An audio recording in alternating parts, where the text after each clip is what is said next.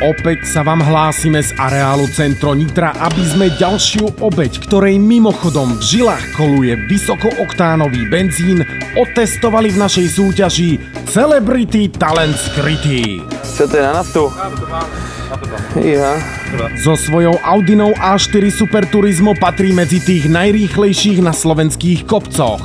Na vysokozdvižnom vozíku som v živote nejazdil, takže moc ako výhodu to neberiem. Tento rok naberá skúsenosti aj v českom okruhovom seriáli Octavia Cup. Neviem, jak sa to vôbec správa, takže neviem. Jedine, že by som cúval, potom by sa mi točila predná náprava. Nástrahám vysokozdvižného vozíka bude dnes ako tretia obeť odolávať Marek Ďurovkin. Je to dobré. Po krátkom zoznámení sa s ovládaním a následnými dvoma skúšobnými jazdami bol pripravený popasovať sa s časomierou. Tým, že na štarte nevyrovnal kolesa, urobil hneď prvú chybu, ktorou sa pripravil o rýchlejšiu akceleráciu. Určite šikovnejšie by bolo využiť na volante tzv.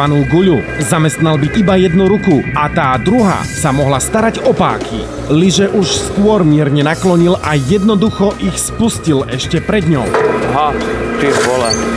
Tu síce čas ušetril, no kameňom úrazu bola garáž. Cúval do nej ako s Rolls-Royceom pozláteným 24-karátovým zlatom.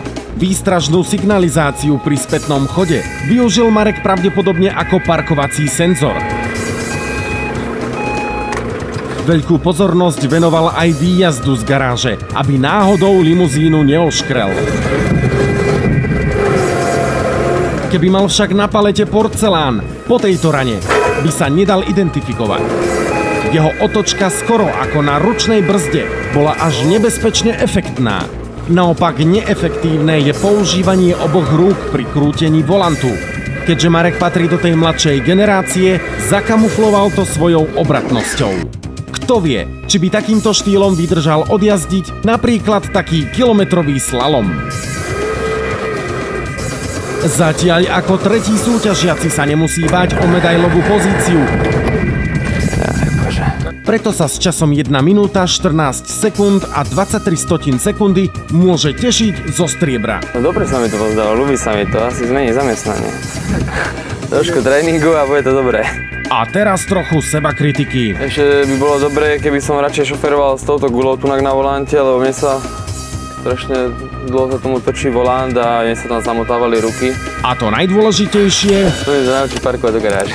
Na budúce budú dve obete. Duo gitaristov hudobnej skupiny UKND. Ja poprav si vlastne za uši, máš to. Za uši, ja som to s tým mať, víš, tak. Vyzeráš jak tracker. Pankáč som si byť.